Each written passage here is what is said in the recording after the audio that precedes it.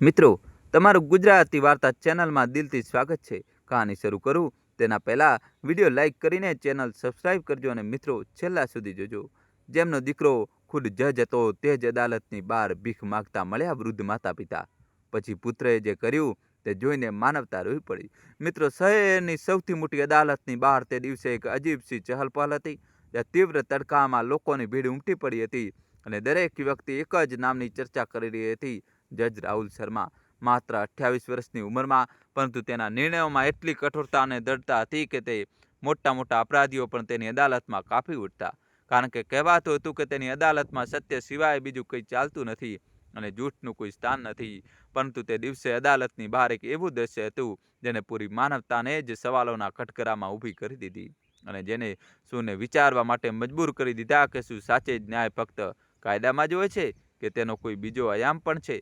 અદાલતના મુખ્ય ગેટથી થોડેક જ દૂર સીડીઓને કિનારે આરસપાળના ફ્લોર પર એક વૃદ્ધ પુરુષ અને એક વૃદ્ધ સ્ત્રી બેઠા હતા, જેના કપડાં ખરાબ રીતે ફાટેલા હતા અને જેઓ સમયની મારથી કાફી હદ સુધી તૂટી ચૂક્યા હતા.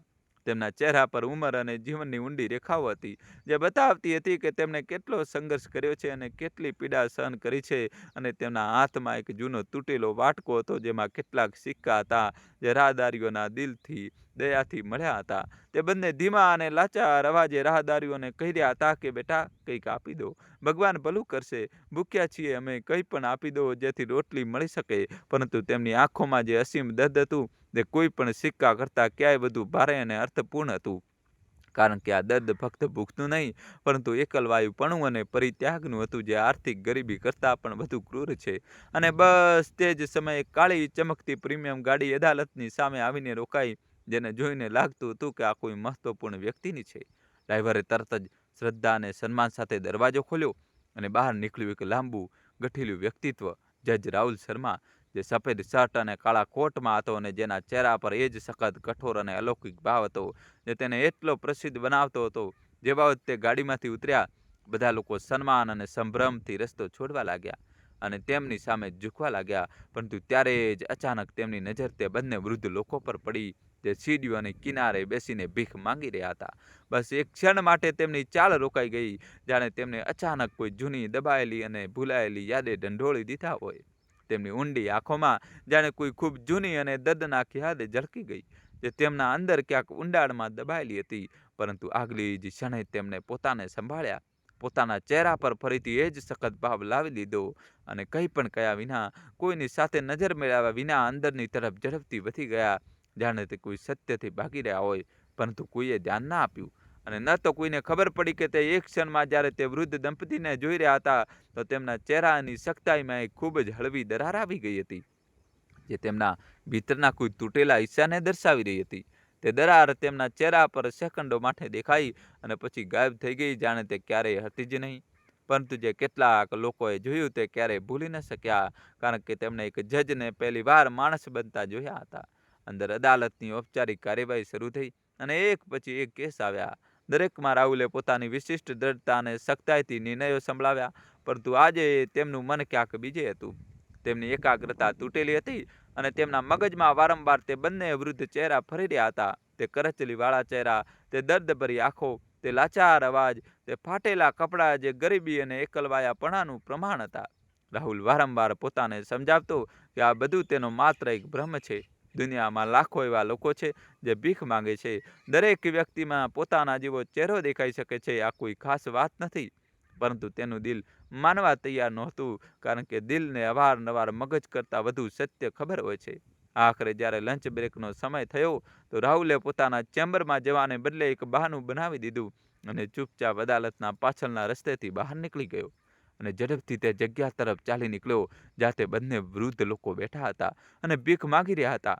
જેવો તે તેમની પાસે પહોંચ્યો, વૃદ્ધ સ્ત્રીએ ઉપર જોયા વિના જ પોતાનો હાથ લંબાવી દીધો અને એ જ લાચાર અવાજે કહ્યું, બેટા, કંઈક આપી દો. સવારથી કંઈ ખાધું નથી, ભૂખથી પેટ બળી રહ્યો છે, બસ કંઈ પણ આપી દો. તેની અવાજમાં જે અસહાયતા અને નિરાશા હતી, તેને રાહુલના દિલને એક ક્ષણ માટે જોરથી ધડકવા માટે મજબૂર કરી દીધું, જાણે કોઈએ તેના દિલને સીધું સ્પર્શી લીધું હોય. રાહુલે ધીમેથી કહ્યું, આપ લોકો અહીં ક્યારના બેઠા છો અને કેટલા દિવસોથી આ હાલ છે? વૃદ્ધ પુરુષ તેની તરફ જોવા લાગ્યો અને તેની આંખોમાં એક અજીબસી ઓળખની ઝલક દેખાઈ. જાણે તે કોઈ ઓળખીતાને જોઈ રહ્યો હોય, જાણે તેનું દિલ કોઈ વસ્તુને ઓળખવાનો પ્રયાસ કરી રહ્યું હોય, પરંતુ મગજમાં કોઈ સ્પષ્ટતા નહોતી. તે એક ક્ષણ સુધી રાહુલને ધ્યાનથી જોતો રહ્યો. પછી અચાનક તેને નજર ઝુકાવી લીધી અને કામતા અવાજે કહ્યું, બેટા, જિંદગીએ અમને અહીં લાવી બેસાડ્યા છે, બસ એટલું જ કહી શકીએ છીએ. ન જાણે કેટલા વર્ષો થયા અમે અહીં ભીખ માગી રહ્યા છીએ. દરેક દિવસ એક સરખો છે અને કોઈ નથી જે અમારી વાત સાંભળનાર હોય. રાહુલના અંદર કંઈક તૂટવા લાગ્યું. તેના શ્વાસ ઝડપી થઈ ગયા. તે વધુ નજીક આવ્યો અને ધ્યાનથી તે બંનેના ચહેરા જોવા લાગ્યો. અચાનક તેના હાથ કાંપવા લાગ્યા. તેના માથા પર પરસેવો આવી ગયો. તેના શ્વાસ ઝડપથી ચાલવા લાગ્યા. તે શબ્દો જે તેના દિલમાં વર્ષોથી દબાયેલા હતા, હવે બહાર આવવા માટે તડપવા લાગ્યા. પરંતુ તેને પોતાને રોકી લીધો અને એક ક્ષણ માટે પોતાની આંખો બંધ કરી લીધી. પછી તેને ખિસ્સામાંથી કેટલાક નોટ કાઢ્યા, ના કે સિક્કા, પરંતુ અનેક નોટો, અને તેમના તૂટેલા વાટકામાં મૂકી દીધા. વૃદ્ધ સ્ત્રીએ માથું ઊંચું કરીને તેને જોયો અને કાંપતા અવાજે કહ્યું, ભગવાન તારું ખૂબ ભલું કરે બેટા. પરંતુ જેવી જ તેમની આંખો એકબીજા સાથે મળી, બંનેના ચહેરા પર એક સાથે એક અજીબ સ્વભાવ ઉભરી આવ્યો. જાણે કોઈ ઊંડી ભૂલાયેલી ઓળખ અચાનક સામે આવી ગઈ હોય. જાણે બંને કંઈક સમજી ગયા હોય, પરંતુ આ વિશ્વાસ કરવાની હિંમત ન હોય. બંનેની આંખો એકબીજાને શોધવા લાગી. બંનેના હોઠ કંઈક કહેવા માટે ખુલવા લાગ્યા, પરંતુ કેટલાક ડર અને શંકાએ તેમને રોકી દીધા. રાહુલ તરત જ ત્યાંથી વળી ગયો. તેના કદમ ઝડપી થઈ ગયા, જાણે તે કોઈ સત્યથી ભાગવા માંગતો હોય. જાણે તે જાણતો હોય કે જો તે એક ક્ષણ પણ વધુ રોકાશે તો તેનો સારો કિલ્લો, તેની બધી દૃઢતા, તેની બધી સખ્તાઈ ઢહી જશે. તે અદાલત તરફ પાછો ફર્યો, પરંતુ તેના કદમ પહેલાંની જેમ ઝડપી અને આત્મવિશ્વાસપૂર્ણ ન રહ્યા. તે સીડીઓ ચડી રહ્યો હતો ત્યારે જ તેના કાનોમાં એ જ અવાજ ફરીથી ગુંજવા લાગ્યો, બેટા. એક શબ્દથી તેનું આખું શરીર કાંપી ગયું. એ શબ્દ જે પ્રેમ, ત્યાગ, બલિદાન અને અનંત ક્ષમાનું પ્રતીક હતો. એ શબ્દ જે તેના ભૂતકાળમાં ખોવાઈ ગયો હતો. એ શબ્દ જે તેને સૌથી વધુ જોઈતો હતો, પરંતુ જેને તેને સ્વયથી દૂર કરી દીધો હતો. હવે એ શબ્દ તેના દિલને ચીરી રહ્યો હતો, જાણે હજારો ચાકુઓના ઘા એકસાથે સહન કરી રહ્યો હોય. તે પોતાના ચેમ્બરમાં ગયો અને ખુરશી પર ઢળી પડ્યો. તેના હાથ ધ્રુજી રહ્યા હતા. તેની આંખો સામે કોઈ કેસ દેખાઈ રહ્યો નહોતો. ફક્ત એ જ બે ચહેરા હતા, ફક્ત એ દર્દભરી આંખો, ફક્ત એ લાચાર અવાજ, અને હવે તેના માટે કોઈ નિર્ણયો આપવા શક્ય નહોતા. તેની પૂરી એકાગ્રતા તૂટી ચૂકી હતી અને તેનું મગજ વારંવાર ભૂતકાળ તરફ જઈ રહ્યું હતું. રાહુલના અંદર જે વાવાઝોડું ઉઠ્યું હતું તે હવે તેના પૂરા વેગ પર હતું. તેની આંખો બંધ હતી, પરંતુ તેની સ્મૃતિઓ ખુલ્લી હતી. તેને પોતાનું બાળપણ સાફ નજરે આવવા લાગ્યું. એક નાનું માટીનું ઘર, તૂટેલી ખાટલી જેના પર તે ઊંઘતો હતો, તેની માનો ખોળો જ્યાં તેને અસીમ શાંતિ અને સુરક્ષા મળતી હતી, અને તેના પિતાની મહેનતથી ભરેલા શ્વાસ જે રાતભર કામ કર્યા પછી પણ તેના માથા પર પ્રેમથી હાથ ફેરવતા હતા.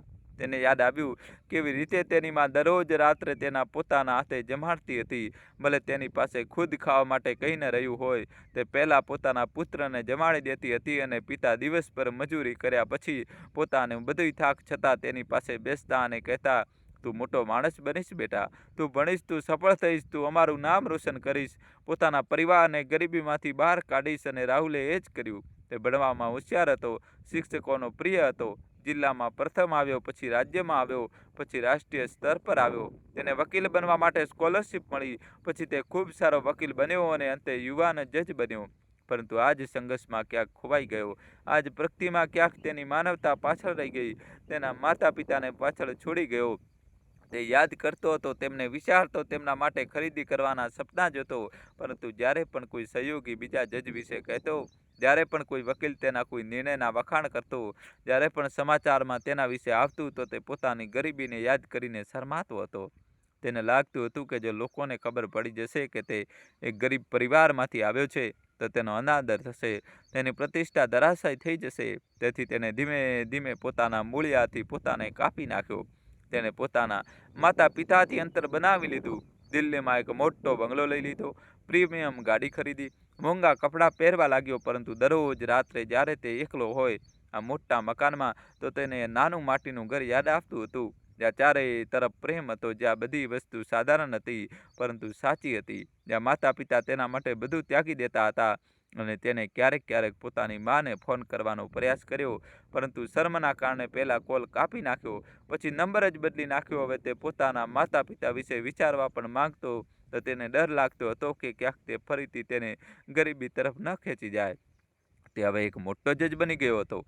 તેની પાસે બધું હતું, સન્માન, સત્તા, પૈસા, પરંતુ આના બદલામાં તેને પોતાનો સૌથી કિંમતી ખજાનો ખોઈ દીધો હતો.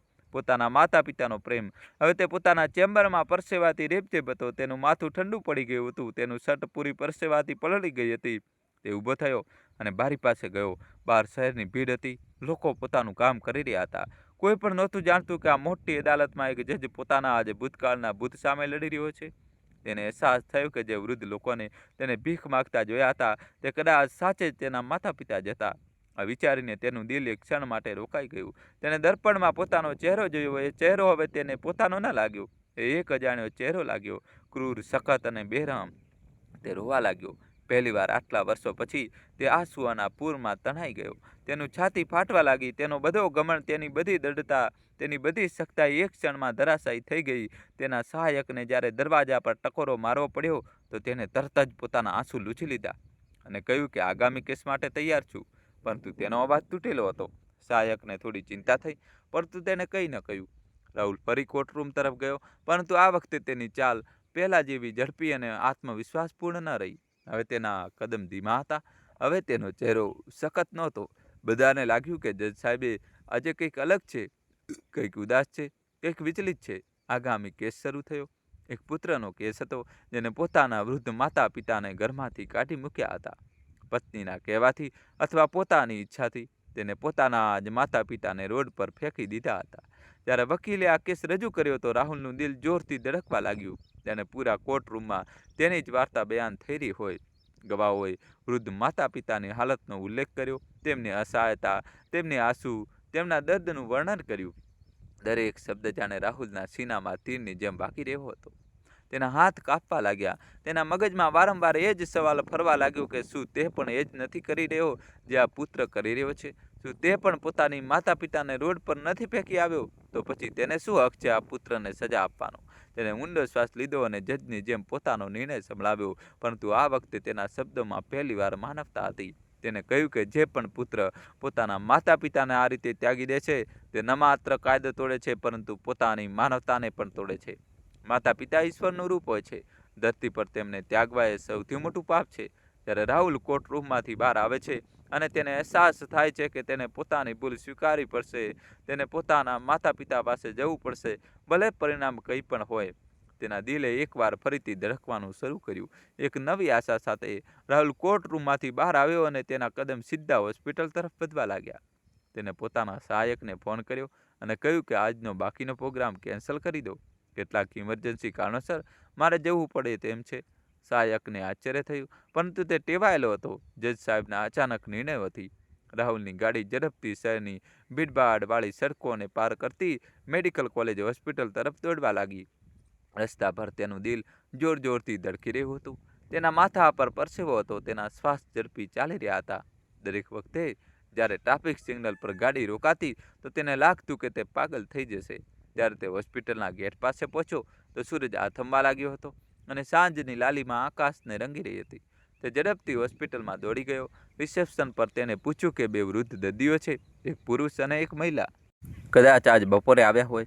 રિસેપ્શનિસ્ટે કેટલીક ફાઇલો ખોલી અને કહ્યું કે હા, એવા બે દર્દીઓ છે, પરંતુ કોઈએ તેમને એડમિટ કરાવ્યા નથી. તે રોડ પરથી લાવવામાં આવ્યા હતા. કદાચ ભીખ માગતા બીમાર થઈ ગયા હતા અને કોઈ ભલા માણસે તેમને અહીં લાવ્યા. તે વોર્ડમાં છે. રાહુલનું દિલ વધુ જોરથી ધડકવા લાગ્યું. તેના હાથ કાપવા લાગ્યા. તેના પગ તેના સીધા એ વોર્ડ તરફ લઈ ગયા જ્યાં ઘણા બધા બેડ હતા અને દરેક બેડ પર કોઈને કોઈ બીમાર માણસ પડ્યો હતો. પરંતુ રાહુલને ફક્ત એક જ બેડ દેખાઈ રહ્યો હતો, જેની પાસે એક વૃદ્ધ સ્ત્રી પડી હતી અને તેની પાસે એક વૃદ્ધ પુરુષ બેઠો હતો. તે સ્ત્રી જેના ચહેરા પર દર્દ અને નબળાઈના ચિહ્નો હતા, જેની શ્વાસ હળવી હતી, જેની આંખો બંધ હતી, અને તે પુરુષ જે તેનો હાથ કસીને પકડી રહ્યો હતો, જાણે તે તેને ખોવા માંગતો ન હોય, જાણે આ જ હાથને પકડીને તે જીવનને પકડી રહ્યો હોય. રાહુલના પગ ત્યાં રોકાઈ ગયા. તેના મગજમાં જાણે વીજળી ઝબકી ગઈ. તેની બધી શંકા, તેનો બધો સંદેહ એક જ ક્ષણમાં ગાયબ થઈ ગયો. હા, આ એ જ હતા. આ તેની મા હતી. આ તેના પિતા હતા. તેની મા જે આટલા વર્ષો પહેલાં તેના માથા પર હાથ ફેરવતી કહેતી હતી કે તું મોટો માણસ બનીશ. તેના પિતા જે તેને ખભા પર બેસાડીને બજાર ફેરવતા રહેતા હતા કે તું અમારો શેર છે. રાહુલના પગ આગળ ન વધ્યા. તે બસ ત્યાં જ ઊભો રહી ગયો. તેની આંખો ભરાઈ આવી. તેની છાતીમાં એક દર્દ ઉઠ્યું જે એટલું તીવ્ર હતું કે તેને લાગ્યું જાણે તે તૂટી જશે. તેના પિતાની નજર તેના પર પડી. પિતાના ચહેરા પર પહેલાં આશ્ચર્ય આવ્યું, પછી કંઈક ઓળખવાનો પ્રયાસ દેખાયો, પરંતુ ખૂબ નબળો, જાણે કે એક જૂની તસવીરને ધૂંધળાપણામાં જોઈ રહ્યો હોય. પિતાએ ધીમેથી પોતાની માનો હાથ છોડ્યો અને ઊભા થવાનો પ્રયાસ કર્યો. રાહુલે દોડીને તેમની પાસે ગયો અને તેમને પકડી લીધા. બંને એકબીજાને જોઈ રહ્યા હતા, કંઈ બોલ્યા વગર બસ આંખોથી વાત કરી રહ્યા હતા. પિતાની આંખોમાં જે સવાલ હતો, રાહુલ પાસે તેનો જવાબ નહોતો. તેની પાસે ફક્ત આંસુ હતા, ફક્ત દર્દ હતું, ફક્ત પશ્ચાતાપ હતો.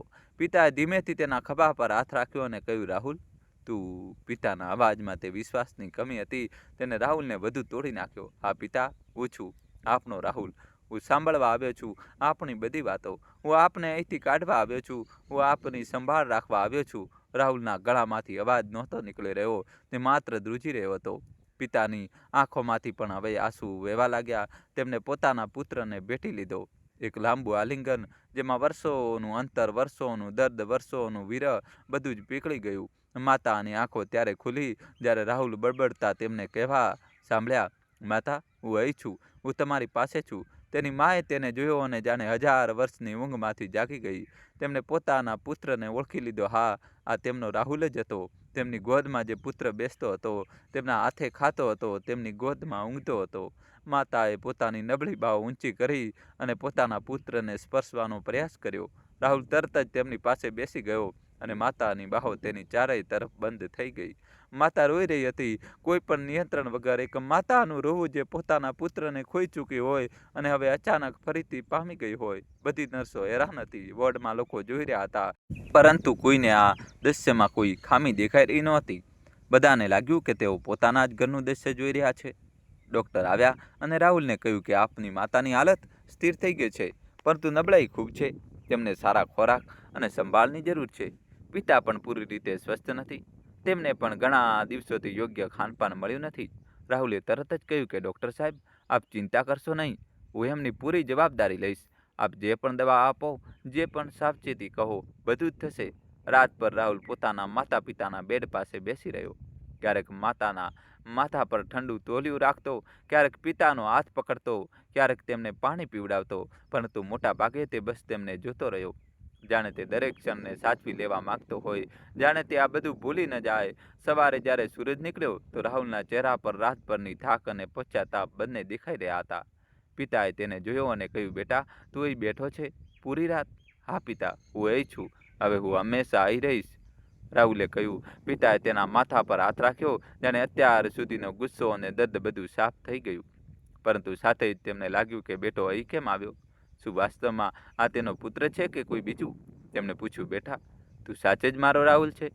મારો એ જ રાહુલ જે ભણવામાં હોશિયાર હતો, જે જજ બન્યો? રાહુલનું દિલ ફરીથી વાવાઝોડામાં આવી ગયું. પિતાના અવાજમાં જે શંકા હતી તે તેને મારી રહી હતી. તેને કહ્યું, હા પિતા, હું એ જ છું, પરંતુ હું એટલો હોશિયાર નથી જેટલો મને લાગતો હતો. મેં મારો સૌથી મોટો ખજાનો ખોઈ દીધો હતો, આપ બંનેને, અને હવે હું તેને ફરીથી પામવા માંગુ છું. પિતા રોઈ પડ્યા. તેમણે પોતાના પુત્રને ફરીથી ગળે લગાવી લીધો. આ વખતે રાહુલ પણ રોઈ રહ્યો હતો. એ ગળે મળવું એક પિતા અને પુત્રનું ગળે મળવું હતું. બંનેના વર્ષોના દર્દનું મિલન હતું. આગલી સવારે રાહુલે હોસ્પિટલના ડૉક્ટર સાથે વાત કરી અને ખબર પડી કે માતાને હજુ થોડા દિવસ રોકાવું પડશે, પરંતુ પિતાને હવે ઘરે લઈ જઈ શકાય છે. રાહુલે તરત જ માતા પિતાને પોતાના ઘરે લઈ આવવાનો નિર્ણય લઈ લીધો. તેને પોતાના મોટા બંગલામાં, પોતાની પ્રીમિયમ ગાડીમાં, પોતાની મોંઘી જિંદગીમાં કોઈ અર્થ નહોતો દેખાઈ રહ્યો જો તે પોતાના માતા પિતા સાથે ન હોય. જ્યારે તેની ગાડી તેના બંગલા સામે રોકાઈ તો પિતાની આંખો ખુલી રહી ગઈ. આટલું મોટું ઘર, આટલી ઊંચી દિવાલો, ગેટ પર સિક્યુરિટી, અંદર લીલોછમ બગીચો અને વચ્ચે ઊભું એ ભવ્ય મકાન. માતા પિતાને લાગ્યું જાણે કોઈ સપનામાં ચાલ્યા ગયા હોય. રાહુલે તેમનો હાથ પકડ્યો અને ધીમેથી કહ્યું, આ બધું આપનું છે માતા પિતા? આ ઘર આપનું છે, આ બધું જ આપના માટે છે. માતાએ એક ક્ષણ માટે રાહુલ તરફ જોયું અને કહ્યું, બેટા, આ બધું હોવા છતાં અમને બસ તારી જ જરૂર છે. તારો સાથ જ બધું છે અમારા માટે. રાહુલની આંખો ફરીથી ભરાઈ આવી. તે પોતાની માતાને બાથ ભરી બેઠો. અંદર આવતા જ બધા નોકરો ચાકરો હેરાન હતા. તેમને ક્યારેય પોતાના સખત જજ સાહેબને આ રીતે કોઈની સાથે આટલા નરમ, આટલા પ્રેમપૂર્ણ, આટલા માનવીય નહોતા જોયા. રાહુલે બધાને બોલાવ્યા અને સાફ સાફ કહ્યું, આ મારી માતા છે, આ મારા પિતા છે. આજથી એમની સેવા સૌથી વધુ થશે. મિત્રો, હજી કહાની બાકી છે. કહાનીમાં મિત્રો જબરજસ્ત ટ્વિસ્ટ આવશે, છેલ્લા સુધી જોજો. તમારા ભાઈ માટે મિત્રો વિડીયોને લાઇક ન કરી હોય તો મિત્રો જલ્દીથી વિડીયો લાઇક કરીને ચેનલને સબસ્ક્રાઈબ કરી દો. કહાનીમાં એક જબરજસ્ત ટ્વિસ્ટ આવવાનો મિત્રો હજી બાકી છે. રાહુલે કહ્યું, એમની દરેક જરૂરિયાત પૂરી થશે, કોઈ પણ બેદરકારી નહીં સાંભળું. માતાને એક સાફ સુથરા હવાદાર રૂમમાં લઈ જવામાં આવ્યા, જ્યાં બધી સુવિધાઓ હતી. એક નરમ પલંગ, સાફ ચાદરો, એર કન્ડિશનની ઠંડી હવા. પરંતુ માતાને આ બધું અજીબ લાગ્યું. તે ગભરાઈ ગઈ. તેને રાહુલને કહ્યું, બેટા, અમે અહીં કેવી રીતે રહી શકીશું? અમને તો આદત નથી આ બધી વસ્તુઓની. રાહુલ માતા પાસે બેસી ગયો.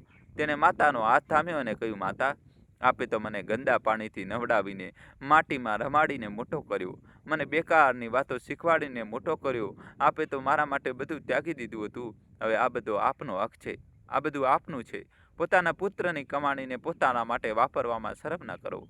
પિતા બારી પાસે ઊભા રહીને બધું જોઈ રહ્યા હતા, બગીચો, ઘર, બધું જ. પરંતુ તેમની આંખોમાં સૌથી વધુ ખુશી હતી પોતાના પુત્રને આ રીતે પામીને. તેમણે કહ્યું, બેટા, અમે તો બસ તારો સાથ ઈચ્છીએ છીએ. આ બધા સુખ અમારા માટે માયને નથી રાખતા. પિતાની આ વાત સાંભળીને રાહુલે પોતાના દિલમાં એક બીજી બાબત નક્કી કરી લીધી. હવે તે ફક્ત પોતાના માતા પિતાને ઘર નહીં આપે, પરંતુ તેમને જીવન આપશે જેના તેઓ હકદાર છે. તેને અહેસાસ થયો કે તેનો અત્યાર સુધીનો બધો સંઘર્ષ, તેની બધી પ્રગતિ, તેની બધી સફળતા ફક્ત એટલા માટે જ હતી કે તે પોતાના માતા પિતાને એક સન્માનજનક જીવન આપી શકે. અને હવે તેને મોકો મળી ગયો છે. સાંજે માતા માટે જમવાનું બનાવવામાં આવ્યું. બધી જાતના પૌષ્ટિક ખાણા, નરમ દલિયા, દૂધ, ફળ. પરંતુ જ્યારે માતાને ખબર પડી કે રસોડામાં એક શેફ છે તો તે બેચેન થઈ ગઈ. તેને કહ્યું, બેટા, હું તો જમવાનું બનાવવા માંગુ છું, મારું દિલ તો રસોડામાં જ વસે છે. રાહુલે શેફને જવાનો ઇશારો કર્યો અને માતાને રસોડામાં જવા દીધી. રસોડામાં માતાએ જે જમવાનું બનાવ્યું તેની સુગંધ પૂરા ઘરમાં ફેલાઈ ગઈ. રાહુલને એ જ ક્ષણે પોતાના બાળપણનો સ્વાદ અનુભવાયો. એ જમવાનું જે તેની માતા બનાવતી હતી, બધું સાધારણ હોતું હતું, પરંતુ દરેક દાણામાં તેમાં પ્રેમ ભરેલો હતો. તે રાત્રે ત્રણેય એકસાથે જમે છે. આ ક્ષણ રાહુલ માટે સ્વર્ગ જેવી હતી. દરેક કોળિયા સાથે તેની આંખો ભીની થઈ રહી હતી, પરંતુ તે મુસ્કુરાઈ રહ્યો હતો, કારણ કે હવે તેને સમજાઈ ગયું હતું કે અસલી સુખ શું છે, અસલી સફળતા શું છે અને અસલી ધન શું છે.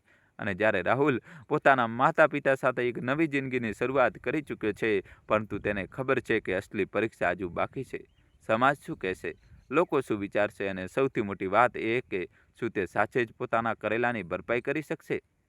શું તે પોતાના માતા પિતાને જીવન આપી શકશે જેના તેઓ હકદાર છે? અને શું આ બદલાવ સ્થાયી હશે કે પછી સમય સાથે ફરીથી બધું પહેલાં જેવું થઈ જશે? તે રાત્રે જ્યારે જમ્યા પછી ત્રણેય સાથે બેઠા હતા તો ઘરમાં એક અજીબ સી ઊંઘ હતી જે પહેલાં ક્યારેય નહોતી.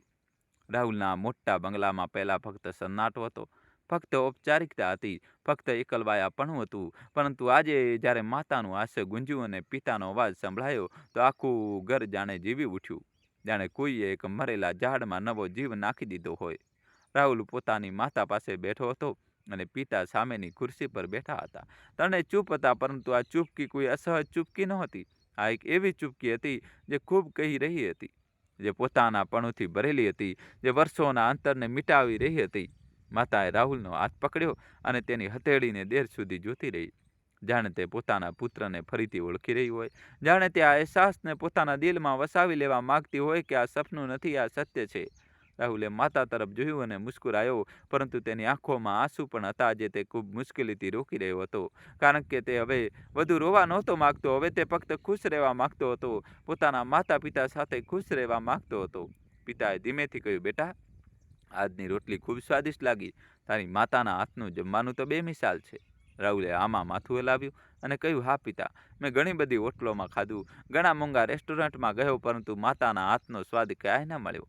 આ સ્વાદ દુનિયામાં ક્યાંય નથી મળતો. માતાની આંખો ભરાઈ આવી. તેમણે રાહુલનો હાથ બધું કસીને પકડી લીધો. રાત ઘેરી થવા લાગી અને રાહુલે માતા પિતાને તેમના રૂમમાં છોડ્યા. પિતા માટે સોફા પર પથારી લગાવવામાં આવી જે માતાના બેડ પાસે જ હતી.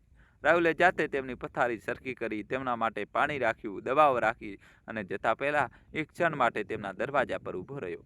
અંદરના અજવાળામાં બંનેના ચહેરા દેખાઈ રહ્યો હતો. માતાની ઊંઘ રહી હતી અને પિતા તેમના માથા પર પ્રેમથી હાથ ફેરવી રહ્યા હતા. આ દ્રશ્ય જોઈને રાહુલનું દિલ ભરાઈ આવ્યું. તેને વિચાર્યું કે આ બંને આટલા વર્ષો એકબીજાનો સહારો બનીને વિતાવ્યા છે, આટલી તકલીફો ભોગવી છે, આટલું દર્દ સહન કર્યું છે, અને આ બધા પછી પણ તેમણે એકબીજાનો સાથ નથી છોડ્યો. આ જ પ્રેમ છે, આ જ સંબંધ છે, આ જ પરિવાર છે જેને તેને આટલા વર્ષો પહેલાં છોડી દીધો હતો. રાહુલ પોતાના રૂમમાં ગયો, પરંતુ તેને ઊંઘ ના આવી. તે છતને જોતો રહ્યો અને વિચારતો રહ્યો. તેને પોતાની જાતને સવાલો પૂછ્યા જેના જવાબો તેની પાસે નહોતા. શું સાચે જ માફી માગી લેવાથી બધું સરખું થઈ જાય છે? શું સાચે જ ઘરે લઈ આવવાથી બધું સરખું થઈ જાય છે? તેને પોતાના માતા પિતાને જે દર્દ આપ્યું છે, જે તકલીફ આપી છે, જે એકલવાયાપણું આપ્યું છે, તે શું ક્યારેય ભૂંસાઈ શકે છે? તેની માતાએ ભીખ માગી છે, પોતાના પુત્રના બનાવેલા એ જ શહેરમાં જ્યાં તેનો પુત્ર એક મોટો જજ હતો.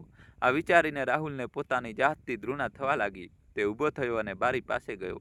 બહાર રાતનો અંધકાર હતો અને શહેરની રોશની તેને મહેરામણ કરતી હોય તેમ લાગી રહી હતી. ત્યારે એ જ તેના રૂમનો દરવાજો હળવેથી ખુલ્યો. પિતા અંદર આવ્યા. રાહુલે તેમને જોયા અને તરત જ પાસે ગયો. પિતા, આપને કંઈ જોઈએ છે? પિતાએ કહ્યું, ના બેટા, મને કંઈ નથી જોઈતું. બસ હું જોવા આવ્યો હતો કે હું ઊંઘી ગયો કે નહીં. રાહુલને હસવું આવ્યું. પોતાના પિતાની આદત પર જે આટલા વર્ષો પછી પણ નહોતી બદલાઈ. બાળપણમાં પણ પિતા રાત્રે તેના રૂમમાં આવતા અને જોતા કે તે ઊંઘી ગયો છે કે નહીં, અને આજે પણ એ જ કરી રહ્યા હતા. તેને કહ્યું, પિતા, હું ઠીક છું, આપ ઊંઘી જાઓ. પિતાએ કહ્યું, બેટા, મને ઊંઘ નથી આવી રહી. ઘણા દિવસોથી ઊંઘ નથી આવતી. મિત્રો, કહાની છેલ્લા સુધી જોજો અને વિડીયો લાઇક કરી ચેનલ સબસ્ક્રાઈબ કરી દો. જ્યારથી અમે આ હાલતમાં જીવી રહ્યા હતા ત્યારથી ઊંઘ છૂટી ગઈ છે, અને આજે જ્યારે ઊંઘ આવી જોઈએ ત્યારે પણ નથી આવી રહી, કારણ કે મારું મન વિશ્વાસ નથી કરી રહ્યું કે આ બધું સાચું છે, કે તું સાચે જ છે, કે અમે સાચે જ તારા ઘરમાં છીએ. રાહુલે પિતાનો હાથ પકડ્યો અને તેમને પોતાની પાસે બેસાડી લીધા. બંને દેર સુધી બેસી રહ્યા, ચૂપ પરંતુ સાથે, અને આ જ સાથે હોવું કાફી હતું. પિતાએ ધીમેથી કહ્યું, બેટા, તારાથી એક વાત પૂછું? રાહુલે કહ્યું, હા પિતા, કંઈ પણ પૂછો. પિતાએ થોડી વાર રોકાઈને પૂછ્યું, તું આટલા વર્ષ ક્યાં હતો? તું અમને આટલા વર્ષ કેમ ભૂલી ગયો? આ સવાલ સાંભળીને રાહુલનું દિલ ફરીથી તૂટી ગયું. તેને એક ઊંડો શ્વાસ લીધો અને સત્ય બોલ્યો, પિતા, હું ખોટો હતો. મેં વિચાર્યું હતું કે જો મારા ભૂતકાળથી દૂર રહીશ તો આગળ વધી શકીશ. મને લાગ્યું હતું કે લોકો મને ઓછો આંકશે જો તેમને ખબર પડશે કે હું એક ગરીબ મજૂરનો પુત્ર છું. હું શરમાતો હતો મારી ગરીબીથી. હું ડરતો હતો કે ક્યાંક મારી પ્રતિષ્ઠા ન જતી રહે, અને આ જ ડરમાં મેં સૌથી મોટી ભૂલ કરી દીધી. મેં આપ બંનેને ખોઈ દીધા. પિતાએ સાંભળ્યું, ચૂપચાપ સાંભળ્યું, અને પછી બોલ્યા, બેટા, જે માણસ પોતાના મૂલ્યથી શરમાય છે તે ક્યારેય સાચે જ મોટો નથી બની શકતો. તું જજ બની ગયો, મોટું ઘર છે, તારી પાસે ગાડી છે, સન્માન છે, પરંતુ શું તું આ વર્ષોમાં સાચે જ ખુશ હતો? રાહુલે જવાબ આપ્યો, ના પિતા, હું ક્યારેય ખુશ નહોતો. દરેક રાત્રે એકલો હતો, દરેક સવારે અધૂરો હતો. જ્યારે પણ કોઈ પ્રગતિ થતી તો મનમાં એક દર્દ ઉઠતું કે કાશ આપ બંને અહીં હોત, પરંતુ હું પોતાને રોકી લેતો હતો.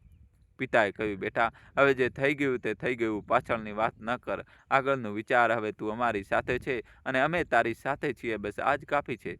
રાહુલે પિતાના પગ સ્પર્શ કર્યા.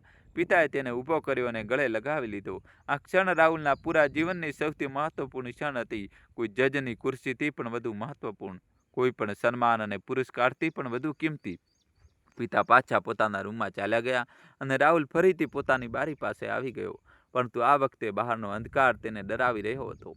આ વખતે તેને તે અંધકારમાં પણ એક રોશની દેખાઈ રહી હતી, એક અપેક્ષા દેખાઈ રહી હતી, એક નવી શરૂઆત દેખાઈ રહી હતી. આગલી સવારે સૂરજના પહેલા કિરણ સાથે માતા ઉઠી ગયા અને પોતાની જૂની આદત મુજબ તેઓ રસોડા તરફ આગળ વધ્યા. નોકરો જોઈને હેરાન હતા. તેમને સમજાતું નહોતું કે શું કરવું. તેમણે માતાને રોકવાનો પ્રયાસ કર્યો, પરંતુ માતાએ કહ્યું, બેટા, એક મા માટે સૌથી મોટી ખુશી એ છે કે તે પોતાના બાળક માટે પોતાના હાથે કંઈક બનાવે. મને રસોડામાં જવા દો. રાહુલને જ્યારે આ વાતની ખબર પડી તો તે પણ રસોડામાં આવી ગયો. તેને માતાને જોયા જેઓ એટલા ઉત્સાહથી રસોઈ બનાવી રહ્યા હતા જાણે તેમને કોઈ બીમારી જ ન હોય. માતાના હાથમાં બેસનનો લોટ હતો અને તેઓ રાહુલનો પસંદગીનો નાસ્તો બનાવી રહ્યા હતા, જે તેમણે વર્ષો પહેલાં તેને બનાવીને ખવડાવ્યો હતો. રાહુલ તેમની પાસે ઊભો રહ્યો અને જોતો રહ્યો. માતાએ પાછળ જોયા વગર કહ્યું, તમને હજુ પણ બેસનના પરોઠા પસંદ છે ને? રાહુલને આશ્ચર્ય થયું કે તેમની માતાને આટલા વર્ષો પછી પણ યાદ છે કે તેને શું પસંદ છે. તેને કહ્યું, હા માતા, તમને હજુ પણ યાદ છે? માતાએ હસતા હસતા કહ્યું, એક માતા પોતાના બાળક વિશે બધું જ યાદ રાખે છે બેટા, પછી ભલે ગમે તેટલા વર્ષો વીતી જાય. અને આ સાંભળીને રાહુલની આંખોમાંથી આંસુ નીકળી આવ્યા, જે તેને તરત જ લૂછી નાખ્યા. ત્યારે પરોઠા બનીને તૈયાર થઈ ગયા અને ત્રણેય એકસાથે ખાવા બેઠા. તો રાહુલે પહેલો કોળિયો મોંમાં લીધો અને તેની આંખો બંધ થઈ ગઈ. આ એ જ સ્વાદ હતો, બિલકુલ એ જ, જાણે 20 વર્ષ પાછળ ચાલ્યો ગયો હોય, જાણે તે નાનો રાહુલ ફરીથી બની ગયો હોય જે માતાના હાથે ખાતો હતો. તેને કહ્યું, માતા, આ સૌથી સ્વાદિષ્ટ ખાવાનું છે જે મેં ક્યારેય ખાધું છે. માતાની આંખો ચમકી ઉઠી. તે ચમકમાં એટલી ખુશી હતી કે હજારો દીપકો કરતાં પણ વધુ રોશની હતી. તે દિવસે રાહુલને થોડું મોડું અદાલત જવું પડ્યું. તેને પોતાના સહાયકને ફોન કરીને કહ્યું કે આજનો પહેલો કેસ થોડો આગળ વધારી દો. સહાયક હેરાન હતો, કારણ કે જજ રાહુલ શર્મા ક્યારેય મોડા આવતા નહોતા, પરંતુ આજે તેઓ પોતાના માતા પિતા સાથે નાસ્તો કરવા માટે રોકાયા હતા અને આ તેમના જીવનનું સૌથી જરૂરી કામ હતું. ત્યારે રાહુલ અદાલત માટે નીકળ્યો તો માતા તેને દરવાજા સુધી મૂકવા આવ્યા. તેમણે તેના માથા પર આશીર્વાદ આપ્યા અને કહ્યું, જા બેટા, ભગવાન તારી રક્ષા કરે, જલ્દી આવી જજે. રાહુલને યાદ આવ્યું કે બાળપણમાં પણ માતા તેને આ જ રીતે સ્કૂલે મોકલતા હતા, દરરોજ સવારે માથા પર આશીર્વાદ આપીને, અને આજે 20 વર્ષ પછી ફરીથી એ જ થઈ રહ્યું હતું. તેને માતાના પગ સ્પર્શ કર્યા અને ગાડીમાં બેસી ગયો, પરંતુ તેનું મન આખા રસ્તે ત્યાં જ હતું, ઘરમાં માતા અને પિતા સાથે. અદાલતમાં પહોંચીને રાહુલે જે નિર્ણય આપ્યા તેમાં આજે એક નવી ઊંડાણ હતી, એક નવી સંવેદનશીલતા હતી, એક એવી ઇન્સાની અહેસાસ હતો જે પહેલાં ક્યારેય નહોતો. તેના વકીલ અને સહાયક બધાને લાગ્યું કે જજ સાહેબમાં કંઈક બદલાયું છે. તેમની સખ્તાઈ તો એ જ છે, પરંતુ તેમનામાં હવે એક ઇન્સાનિયત પણ છે જે પહેલાં ઓછી દેખાતી હતી. બપોરે જ્યારે લંચ બ્રેક થયો તો રાહુલે તરત જ ઘરે ફોન કર્યો. માતાએ ફોન ઉપાડ્યો અને કહ્યું, હા બેટા, બધું બરાબર છે. તારા પિતા બગીચામાં બેઠા છે, હું તેમના માટે ચા બનાવી રહ્યું છું. રાહુલને એટલી ખુશી થઈ જેટલી તેની પોતાની પહેલી પોસ્ટિંગ પર પણ નહોતી થઈ. તેને કહ્યું, માતા, હું સાંજ સુધીમાં આવી જઈશ. આપ ખાવાનું બનાવવાની મહેનત ન કરતા, હું કંઈક લઈને આવીશ. પરંતુ માતાએ કહ્યું, ના બેટા, હું બનાવીશ, તારી પસંદગીનું ખાવાનું બનાવીશ, મને બનાવવા દે. અને રાહુલને માતાની જીદ સામે હાર માનવી પડી. તે સાંજે રાહુલ જ્યારે ઘરે પાછો આવ્યો તો ઘરમાં ખાવાની સુગંધ હતી. પિતા બગીચામાં બેસીને સાંજની હવાનો આનંદ લઈ રહ્યા હતા. રાહુલે તેમની પાસે જઈને બેઠો. બંને મોડે સુધી બગીચામાં બેઠા અને વાતો કરતા રહ્યા. પિતાએ જૂના દિવસોની વાતો કરી, એ દિવસોની જ્યારે રાહુલ ખૂબ નાનો હતો અને પિતા તેને પોતાના ખભા પર બેસાડીને મેળામાં લઈ જતા હતા. રાહુલે તે યાદોને સાંભળી અને મનમાં સાચવી રાખી, કારણ કે હવે તે આ યાદોને ક્યારેય ભૂલવા માંગતો નહોતો. રાત્રે ખાવાનું ખાધા પછી માતાએ એક વાત કહી જેણે રાહુલને અંદરથી હચમચાવી દીધો. માતાએ કહ્યું, બેટા, એક વાત પૂછું, જ્યારે તું આટલો મોટો જજ બની ગયો હતો તો શું તને ક્યારેય અમારી યાદ ના આવી? શું તે ક્યારેય વિચાર્યું નહીં કે અમે ક્યાં છીએ, કેવા છીએ?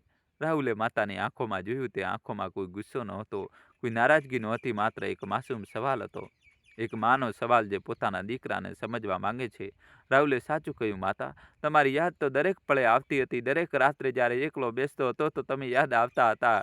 જ્યારે કોઈ પ્રગતિ થતી હતી તો મનમાં એ જ આવતું હતું કે કાશ તમે બંને જોઈ શકતા, પરંતુ હું ડરતો હતો, હું શરમાતો હતો, હું વિચારતો હતો કે જો તમે અહીં આપશો તો લોકો શું કહેશે, અને મેં આ જ ડરમાં એ ભૂલ કરી જે મેં ક્યારેય નહોતી કરવી જોઈતી. માતાએ રાહુલનો હાથ પકડ્યો અને કહ્યું, બેટા, ઈશ્વરે આપણને ફરી મેળવ્યા છે. હવે પાછળ ન જો, હવે બસ આગળનું વિચાર. અને આ સાંભળીને રાહુલે માતાના હાથને ચૂમી લીધો. આગામી કેટલાક દિવસોમાં ધીમે ધીમે માતા પિતા તે મોટા ઘરમાં ઢળવા લાગ્યા. માતાએ રસોડાને પોતાનું કરી લીધું. તેઓ દરરોજ સવારે ઉઠીને ચા બનાવતા, નાસ્તો બનાવતા અને પિતા બગીચામાં બેસીને છાપું વાંચતા, ક્યારેક ક્યારેક પાસેના પાર્કમાં ટહેલવા જતા. ધીમે ધીમે તેમના ચહેરા પર રંગ આવવા લાગ્યો, તેમની આંખોમાં ચમક આવવા લાગી, તેમના હોઠ પર મુસ્કાન આવવા લાગી. રાહુલે માતા પિતા માટે ડૉક્ટર બોલાવ્યા, તેમને પૂરી તપાસ કરાવી, બધી દવાઓ મંગાવી, માતાની નબળાઈ માટે વિશેષ ખોરાક નક્કી કર્યો, પિતાના ઢીંચણના દુખાવા માટે વિશેષ કસરતની વ્યવસ્થા કરી. બધું ખૂબ જ સાવધાનીથી અને પ્રેમથી કર્યું. એક દિવસ જ્યારે રાહુલ અદાલતમાંથી પાછો આવ્યો તો તેને જોયું કે માતા અને પડોશના એક વૃદ્ધ મહિલા આપસમાં વાતો કરી રહ્યા હતા. બંને હસી રહ્યા હતા. રાહુલને ખૂબ ખુશી થઈ કે માતાએ અહીં એક દોસ્ત મળી ગઈ. પિતા પણ પાર્કમાં કેટલાક વૃદ્ધ લોકોને મળ્યા અને તેમની સાથે દોસ્તી થઈ ગઈ. ધીમે ધીમે માતા પિતાનું એક નવું જીવન શરૂ થઈ ગયું હતું, એક સન્માનજનક જીવન, એક ખુશહાલ જીવન જે તેમનો હક હતો. મિત્રો, કહાની છેલ્લા સુધી જોજો અને વિડીયો લાઇક કરી ચેનલ સબસ્ક્રાઈબ કરી દો. પરંતુ એક દિવસ રાહુલને ખબર પડી કે તેના એક વરિષ્ઠ અધિકારીએ આ સમાચાર ફેલાવી દીધા છે કે જજ રાહુલ શર્માના માતા પિતા ભીખ માંગી રહ્યા હતા, અને આ સમાચાર અદાલતમાં આગની જેમ ફેલાઈ ગયા. કેટલાક લોકોએ એવું પણ કહેવાનું શરૂ કરી દીધું કે જજ સાહેબની પારિવારિક પૃષ્ઠભૂમિ શંકાસ્પદ છે. કેટલાક લોકોએ કહ્યું કે તેમણે પોતાના માતા પિતાને જાણી જોઈને છોડી દીધા હતા. અને હવે જ્યારે મીડિયાને ખબર પડી તો સમાચાર વધુ ઝડપથી ફેલાવા લાગ્યા. બીજા દિવસે જ્યારે રાહુલ અદાલતે પહોંચ્યો તો તેને જોયું કે તેના ઘરની બહાર મીડિયાવાળાઓની ભીડ જમા થઈ ગઈ છે. કેમેરા હતા, માઇક હતા, રિપોર્ટર હતા, જે દરેકને સવાલ પૂછી રહ્યા હતા. રાહુલ ગાડીમાંથી ઉતર્યો અને બધાને જોયા. તેના મનમાં પળભર માટે ડર આવ્યો, પરંતુ પછી તેને પોતાના માતા પિતાનો ચહેરો યાદ આવ્યો અને તે ડર ગાયબ થઈ ગયો. તેને નક્કી કર્યું કે તે સાચું બોલશે, તે પોતાની ભૂલ સ્વીકારશે, તે કોઈ બહાનું નહીં બતાવે. તે મીડિયા સામે ઊભો રહ્યો અને તેમને સવાલો પૂછ્યા. રાહુલે દરેક સવાલનો જવાબ આપ્યો સ્પષ્ટતા અને સત્ય સાથે. તેને કહ્યું કે હા, મારા માતા-પિતા છે અને હા, મેં ખૂબ મોટી ભૂલ કરી હતી. હું શરમાતો હતો મારી ગરીબીથી અને મેં મારા માતા-પિતાને છોડી દીધા હતા. આ મારી સૌથી મોટી ભૂલ છે, પરંતુ હવે હું તે સુધારવાનો પ્રયાસ કરી રહ્યો છું. આ સાંભળીને મીડિયામાં એક પળ માટે સન્નાટો છવાઈ ગયો. કોઈને આશા નહોતી કે એક જજ આટલી સત્યતાથી પોતાની ભૂલ સ્વીકારશે અને આ સત્યતાએ લોકોના દિલ સ્પર્શી લીધા. સોશિયલ મીડિયા પર રાહુલની આ વાત વાયરલ થઈ ગઈ. કેટલાક લોકોએ તેની ટીકા કરી, કેટલાક લોકોએ તેના વખાણ કર્યા, પરંતુ જે વાત સૌથી મહત્વપૂર્ણ હતી તે હતી કે રાહુલ હવે પોતાની ભૂલથી ભાગવાનું બંધ કરી દીધું હતું. અને તે જ સાંજે જ્યારે તે ઘરે પાછા આવ્યો તો માતા અને પિતા બંને દરવાજા પર તેની રાહ જોઈ રહ્યા હતા. માતાએ કહ્યું, બેટા, અમે ટેલિવિઝન પર જોયું, તે ખૂબ સારું કર્યું, સાચું બોલ્યો, અમને તારા પર ગર્વ છે. અને આ સાંભળીને રાહુલને અહેસાસ થયો કે તેના માતા-પિતાનો ગર્વ કોઈ પણ મેડલ અને પુરસ્કાર કરતાં વધુ કિંમતી છે. તેને માતા અને પિતા બંનેના પગ સ્પર્શ કર્યા અને મનમાં નક્કી કર્યું કે હવે તે દરેક પળે તેમની સાથે રહેશે, દરેક પળે તેમનું સન્માન કરશે અને પોતાની આ ભૂલનું પ્રાયશ્ચિત આખા જીવનભર કરતો રહેશે. આગામી કેટલાક અઠવાડિયામાં રાહુલની જિંદગીમાં એક નવી રોશની આવી ગઈ હતી, જે પહેલાં ક્યારેય નહોતી. મિત્રો, છેલ્લા સુધી જોજો, નવો ટ્વિસ્ટ આવશે. ચેનલ સબસ્ક્રાઈબ કરી દો. દરરોજ સાંજે પાછા આવીને તેમની સાથે બેસતો. દરરોજ રાત્રે તેમના રૂમમાં જઈને જોતો કે તેઓ ઠીક છે કે નહીં. આ દિનચર્યા તેના માટે કોઈ વરદાનથી ઓછી નહોતી, પરંતુ આ જ વચ્ચે અદાલતમાં એક નવી મુસીબત આવી ઊભી રહી. એક વરિષ્ઠ વકીલ, જેનું નામ વિક્રમ ત્રિપાઠી હતું અને જે રાહુલનો જૂનો વિરોધી હતો, તેને અદાલતમાં એક અરજી દાખલ કરી, જેમાં તેને કહ્યું કે જજ રાહુલ શર્માએ પોતાના માતા-પિતાને જાણી જોઈને છોડ્યા હતા અને આ તેમના ચરિત્ર પર સવાલ ઉઠાવે છે. તેથી તેમને જજ પદ પરથી હટાવવામાં આવવા જોઈએ. આ સમાચાર જેવા ફેલાયા, આખા શહેરમાં હલચલ મચી ગઈ. કેટલાક લોકો રાહુલના સમર્થનમાં હતા અને કેટલાક લોકો વિક્રમ ત્રિપાઠી સાથે હતા. અદાલત પરિસરમાં ચર્ચાઓ થવા લાગી, મીડિયામાં ચર્ચાઓ થવા લાગી અને રાહુલની સામે હવે એક ખૂબ મોટી પરીક્ષા હતી. જ્યારે રાહુલને આ અરજી વિશે ખબર પડી તો તે એક પળ માટે રોકાઈ ગયો. તેના મનમાં જાત-જાતના વિચારો આવ્યા. તેને ડર પણ લાગ્યો કે ક્યાંક તેની નોકરી ન ચાલી જાય. તેને ચિંતા પણ થઈ કે જો ખુરશી ગઈ તો માતા-પિતાનું શું થશે, પરંતુ પછી તેને પોતાની જાતને કહ્યું કે જે સત્ય છે તે કરવું પડશે અને સત્યનો સામનો કરવો પડશે. પછી ભલે પરિણામ ગમે તે આવે. તેને પોતાના વકીલ મિત્ર પ્રકાશ મહેતાને બોલાવ્યો અને પૂરી સ્થિતિ સમજાવી. પ્રકાશે કહ્યું, રાહુલ, તું ચાહે તો આ મામલામાંથી બહાર નીકળી શકે છે. કહી દે કે આ તારો અંગત મામલો છે અને અદાલતને તેમાં દખલ દેવાનો કોઈ હક નથી. પરંતુ રાહુલે કહ્યું, ના પ્રકાશ, હું હવે વધુ નહીં ભાગું. મેં જે ભૂલ કરી છે તેને સ્વીકારી છે અને જો અદાલતને લાગે છે કે મને આની સજા મળવી જોઈએ તો હું સજા માટે તૈયાર છું. પ્રકાશે તેની તરફ જોયું અને બોલ્યો, હું બદલાઈ ગયો છું રાહુલ. પહેલાવાળો તું હોત તો આ ક્યારેય ન કહેત. રાહુલે હસતા હસતા કહ્યું, હા, હું બદલાઈ ગયો છું અને આ બદલાવ મારી માતાને કારણે છે અને પિતાને કારણે છે, જેમને કોઈ પણ ગુસ્સા વગર મને માફ કરી દીધો. તે રાત્રે જ્યારે રાહુલ ઘરે આવ્યો તો તેને માતા-પિતાને આ અરજી વિશે જણાવવાનો પ્રયાસ કર્યો, પરંતુ પહેલાં તેને વિચાર્યું કે શા માટે તેમને ચિંતા આપી. તે જાતે જ આનો ઉકેલ લાવી દેશે. પરંતુ માતા ખૂબ સમજુ હતા. તેમણે રાહુલના ચહેરા પર ચિંતા જોઈ અને પૂછ્યું, બેટા, કંઈ પરેશાન છે? કઈ વાત છે જે તું અમારાથી છુપાવી રહ્યો છે? રાહુલે સાચું જણાવવાનો નિર્ણય કર્યો. તેને પૂરી વાત બતાવી. માતાએ સાંભળ્યું, પિતાએ સાંભળ્યું અને જ્યારે રાહુલે વાત પૂરી કરી તો માતાએ કહ્યું, બેટા, અમારા લીધે તારી નોકરી પર ખતરો આવી રહ્યો છે. અમે અહીં નહીં રહીએ, અમે ચાલ્યા જઈએ છીએ. તું અમારાથી ડર નહીં. રાહુલ ઊભો થઈ ગયો અને બોલ્યો, માતા, એવી વાત ના કરો. તમે ક્યાંય નહીં જાઓ. તમે અહીં જ રહેશો અને જે પણ થશે તે હું સહન કરી લઈશ. કોઈ પણ મારી પાસેથી મારા માતા-પિતાને છીનવી શકતું નથી. આ ઘર તેમનું છે અને અહીં તેઓ હંમેશા રહેશે.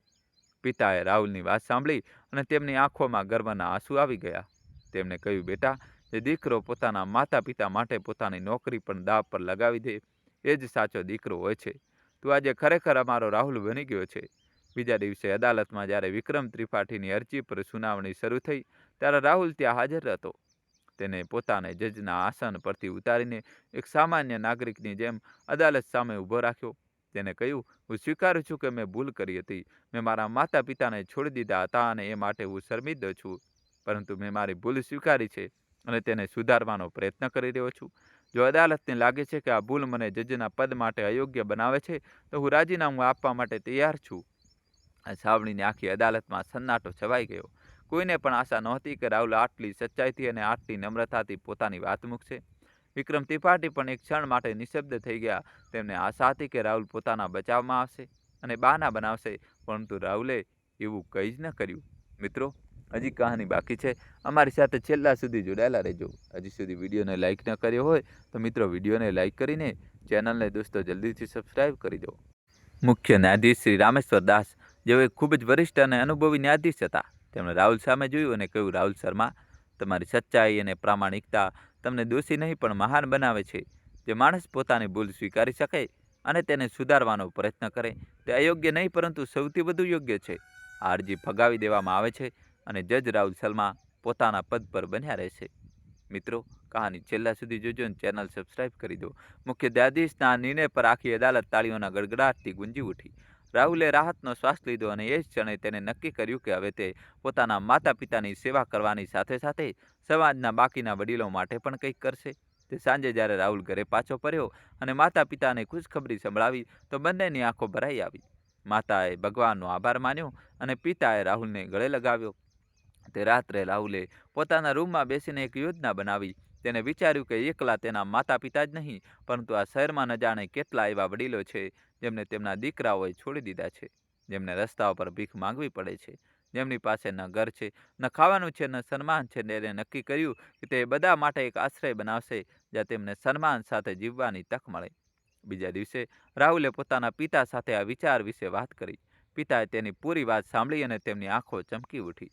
તેમણે કહ્યું, બેટા, આ વિચાર ખરેખર ખૂબ સરસ છે. આપણે જે ભોગવ્યું છે તે બીજાઓને ન ભોગવવું પડે. જો તું આ કામ કરી શકે તો ખરેખર તારી બધી ભૂલોનું પ્રાયશ્ચિત થઈ જશે.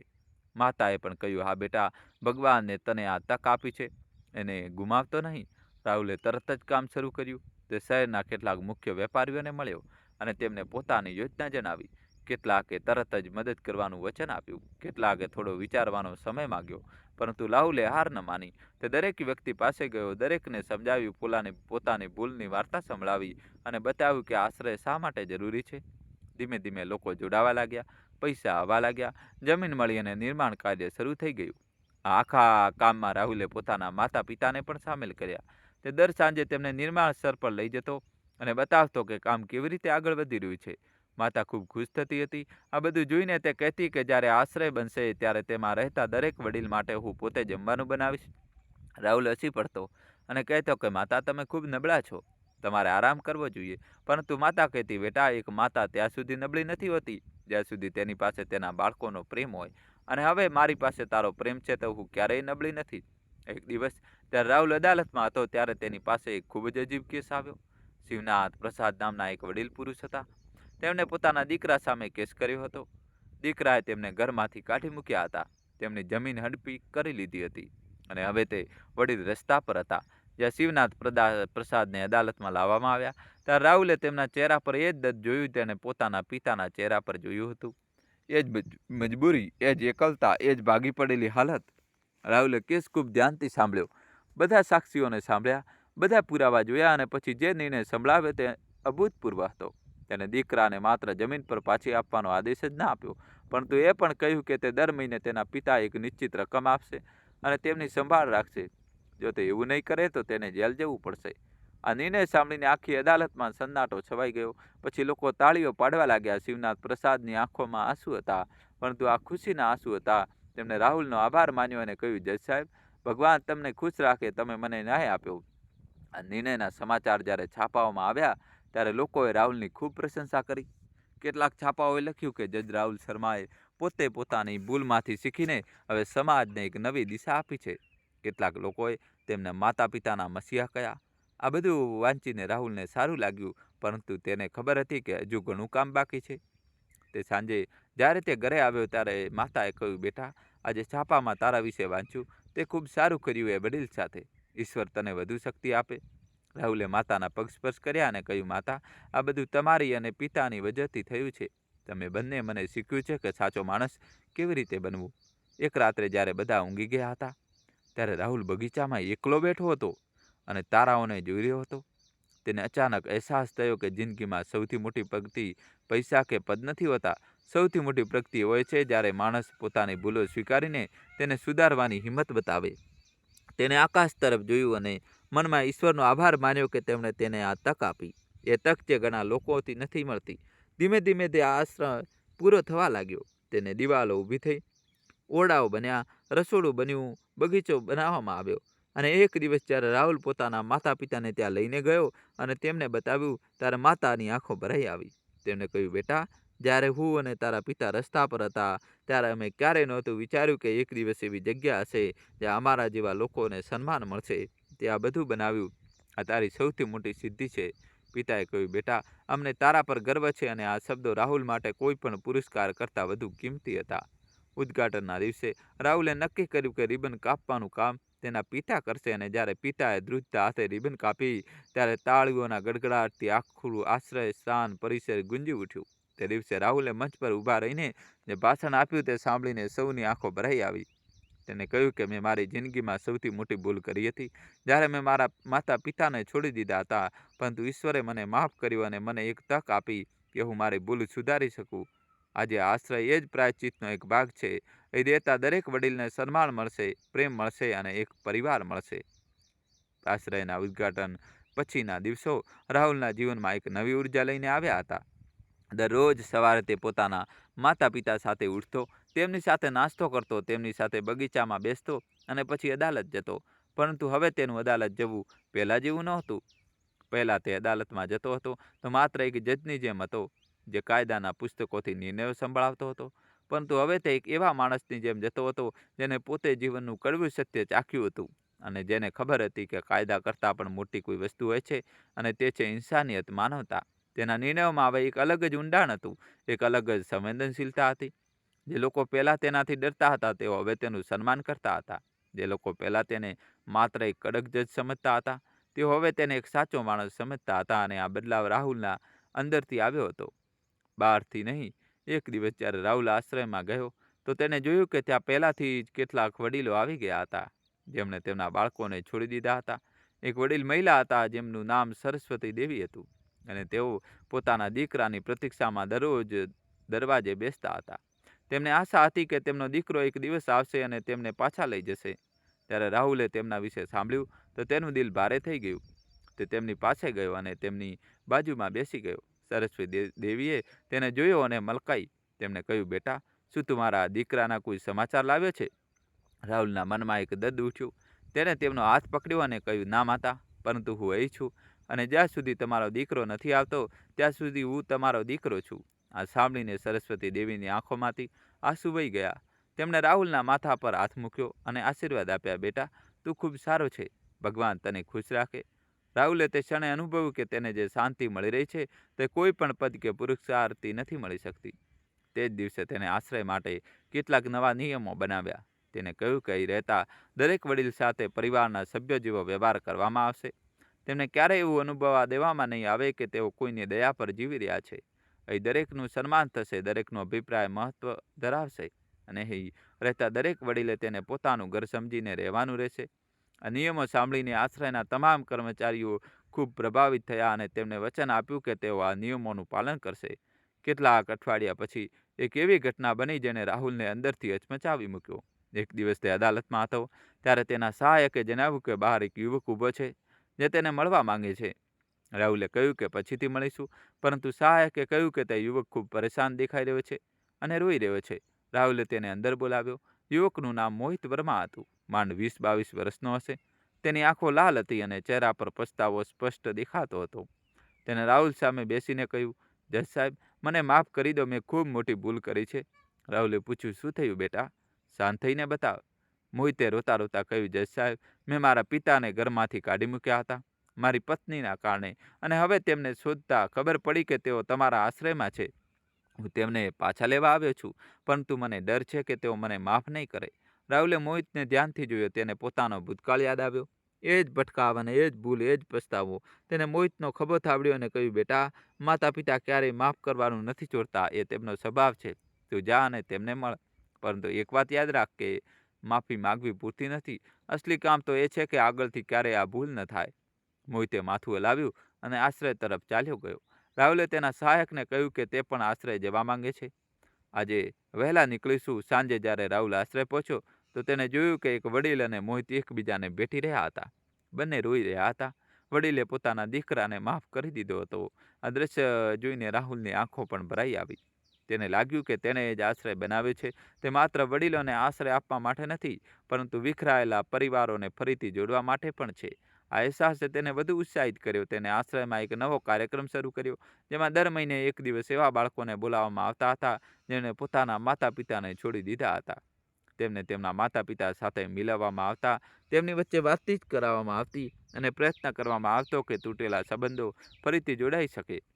આ કાર્યક્રમ ખૂબ લોકપ્રિય થઈ ગયો અને ધીમે ધીમે ઘણા પરિવારો ફરીથી જોડાવા લાગ્યા. આ દરમિયાન રાહુલના ઘરમાં પણ ઘણું બધું બદલાઈ રહ્યું હતું.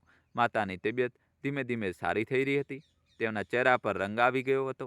તેમની આંખોમાં ચમક આવી ગઈ હતી. તેઓ હવે બગીચામાં ફૂલો ઉગાડતા, અડોશ પડોશની મહિલાઓ સાથે વાતો કરતા અને ક્યારેક ક્યારેક રાહુલના સહાયકો સાથે મજાક મસ્તી પણ કરતા. પિતાની હાલત પણ સુધરી ગઈ હતી. ઘૂંટણનો દુખાવો ઓછો થઈ ગયો હતો અને તેઓ દરરોજ સવારે પાર્કમાં ટહેલવા જતા હતા, જ્યાં તેમના કેટલાક મિત્રો પણ બની ગયા હતા. રાહુલ આ બધું જોઈને મનમાં ખૂબ ખુશ થતો હતો, પરંતુ તેને એ પણ અહેસાસ હતો કે જે સમય વીતી ગયો તે પાછો નહીં આવે. એ વર્ષો જે તેણે પોતાના માતા પિતાથી દૂર રહીને બગાડ્યા હતા તે પાછા મળી શકે તેમ નહોતા. તેથી તે દરેક ક્ષણને ખૂબ કિંમતી માનતો હતો. દરરોજ કંઈક ને કંઈક એવું કરતો હતો જેથી માતા પિતાને ખુશી મળે. એક દિવસ માતાએ કહ્યું કે તેમને પોતાના જૂના ગામે જવું છે. ત્યાં તેમની એક ખૂબ જૂની બહેનપણી રહે છે જેને તેઓ વર્ષોથી નથી મળ્યા. રાહુલે તરત જ હા પાડી દીધી અને આવતા અઠવાડિયે ત્રણેય ગામ જવા નીકળી ગયા. ગામ જવાનો રસ્તો રાહુલ માટે એક અનોખો અનુભવ હતો. તેને આટલા વર્ષો પછી એ રસ્તાઓ જોયા જેના પર તેને બાળપણમાં સાયકલ ચલાવી હતી. એ ખેતરો જોયા જેમાં તેને દોડ લગાવી હતી. એ ઝાડ જોયા જેના પર તે ચડ્યો હતો. દરેક વસ્તુમાં એક જૂની સુગંધ હતી, જૂની યાદો હતી. જ્યારે તેઓ ગામ પહોંચ્યા તો લોકો હેરાન હતા કે શહેરના મોટા જજ પોતાના માતા પિતાને લઈને ગામ આવ્યા છે. કેટલાક લોકોએ તેમને ઓળખ્યા અને તેમનું સ્વાગત કર્યું. ગામના વડીલોએ માતા પિતાને જોઈને કહ્યું કે ખૂબ સારું કર્યું, દીકરા જે પાછો આવ્યો. માતાની બહેનપણી સાથે મુલાકાત થઈ તો બંને ખૂબ દેર સુધી રોતી રહી અને હસતી રહી. જૂની યાદોમાં ખોવાઈ ગઈ. રાહુલ તેમને જોતો રહ્યો અને મલકાતો રહ્યો. પિતા પણ પોતાના જૂના મિત્રોને મળ્યા અને મોડે સુધી વાતો કરતા રહ્યા. તે રાત્રે જ્યારે ત્રણેય ગામની એક ધર્મશાળામાં રોકાયા ત્યારે રાહુલને નાનું માટીનું ઘર યાદ આવ્યું જ્યાં તે મોટા થયો હતો. તેને માતાને પૂછ્યું, માતા, આપણું જૂનું ઘર હજુ પણ છે? માતાએ કહ્યું, હા બેટા, પરંતુ હવે ત્યાં કોઈ નથી રહેતું, તે બંધ પડ્યું છે. રાહુલે કહ્યું, કાલે સવારે મને ત્યાં લઈ જજો. બીજી સવારે જ્યારે રાહુલે જૂના ઘરેથી જોયું તો તેની આંખો ભરાઈ આવી. ઘર ખૂબ જર્જરિત થઈ ગયું હતું. દિવાલો તૂટી રહી હતી. છતમાં જગ્યાએ જગ્યાએ તિરાડો હતી. દરવાજો જૂનો અને સડી ગયેલો હતો. પરંતુ આ તૂટેલા ઘરમાં પણ રાહુલને પોતાનું આખું બાળપણ દેખાયું. તેને યાદ આવ્યું કે આજ દરવાજા પાસે માતા તેને સવારે સ્કૂલે જતી વખતે ટિફિન આપતી હતી. આજ આંગણામાં પિતા સાંજે તેની સાથે બેસતા હતા. આજે રસોડામાં માતા મોડી રાત સુધી તેના માટે ખાવાનું બનાવતી હતી.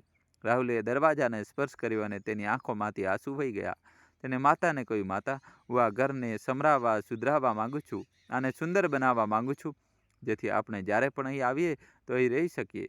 માતાએ કહ્યું, બેટા, એની જરૂર નથી. પરંતુ રાહુલે કહ્યું, ના માતા, આ મારા મૂળિયા છે. હું મારા મૂળિયાને સુરક્ષિત રાખવા માંગુ છું. તેને તરત જ શહેરથી કારીગરોને બોલાવવાની વ્યવસ્થા કરી અને કહ્યું કે આ ઘરનું સમારકામ કરવામાં આવે, પરંતુ તેનું મૂળ સ્વરૂપ એવું જ રહે જેવું પહેલાં હતું. ગામડેથી પાછા આવ્યા પછી રાહુલના જીવનમાં બીજો એક મોટો બદલાવ આવ્યો. તેને પોતાના આશ્રયના કામને વધુ વિસ્તારવાનો નિર્ણય કર્યો. તેણે એક સંસ્થા બનાવી જેનું નામ રાખ્યું માતા પિતા સન્માન સંસ્થા. આ સંસ્થાનો ઉદ્દેશ હતો કે જે બાળકો પોતાના માતા પિતાને છોડી દે છે તેમના વિશે કાનૂની પગલાં લેવામાં આવે અને જે માતા પિતા બેસહારા છે તેમને આશ્રય અને સન્માન આપવામાં આવે. આ સંસ્થા શરૂ થતાં જ ઘણા લોકો જોડાવા લાગ્યા. વકીલો જોડાયા, સામાજિક કાર્યકરો જોડાયા, ડૉક્ટરો જોડાયા અને ધીમે ધીમે આ સંસ્થા આખા રાજ્યમાં જાણીતી બનવા લાગી. એક દિવસ રાજ્યના મુખ્યમંત્રીએ રાહુલને બોલાવ્યો અને કહ્યું કે તેઓ આ સંસ્થાને સરકારી સહાય આપવા માંગે છે. રાહુલે ખુશીથી આ પાડી અને આ રીતે તેના આશ્રયને સરકારી સહાય મળવા લાગી, જેથી તે વધુ મોટો થઈ ગયો.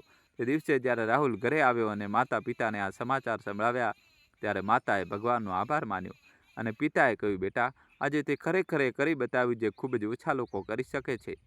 તે તારી ભૂલને તારી તાકાત બનાવી લીધી. પરંતુ વાર્તામાં હજુ એક મોડ આવવાનો બાકી હતો મિત્રો, છેલ્લા સુધી જોજો. એક સાંજે જ્યારે રાહુલ ઘરે આવ્યો ત્યારે તેણે જોયું કે માતા ખૂબ થાકેલી દેખાઈ રહી છે. તેને પૂછ્યું તો ખબર પડી કે માતાને કેટલાક દિવસોથી છાતીમાં દુખાવો થઈ રહ્યો હતો, પરંતુ તેમણે રાહુલને જણાવ્યું નહોતું, કારણ કે તેઓ તેને પરેશાન કરવા નહોતા માગતા. રાહુલ તરત જ તેમને ડૉક્ટર પાસે લઈ ગયો. તપાસમાં ખબર પડી કે માતાના હૃદયમાં કંઈક નબળાઈ છે અને તેમને તરત જ સારવારની જરૂર છે. આ સાંભળીને રાહુલનું દિલ બેસી ગયું. તે તરત જ શહેરના સૌથી મોટા હૃદયરોગ નિષ્ણાંત કાર્ડિયોલોજિસ્ટને મળ્યો અને માતાની પૂરી સારવાર શરૂ કરાવી. તે રાત તેના માટે ખૂબ કઠિન હતી. તે હોસ્પિટલની બહાર બેઠો હતો અને તેના મનમાં જાત જાતના ડર હતા. પિતા પણ તેની સાથે બેઠા હતા. બંને ચૂપ હતા, પરંતુ બંનેના મનમાં એક જ પ્રાર્થના હતી, ભગવાનને એક જ વિનંતી હતી. પિતાએ રાહુલનો હાથ પકડ્યો અને કહ્યું, બેટા, ભગવાન પર ભરોસો રાખ, બધું સારું થઈ જશે. રાહુલે પિતાનો હાથ મજબૂતીથી પકડી લીધો અને કહ્યું, હા પિતા, બધું સારું થઈ જશે.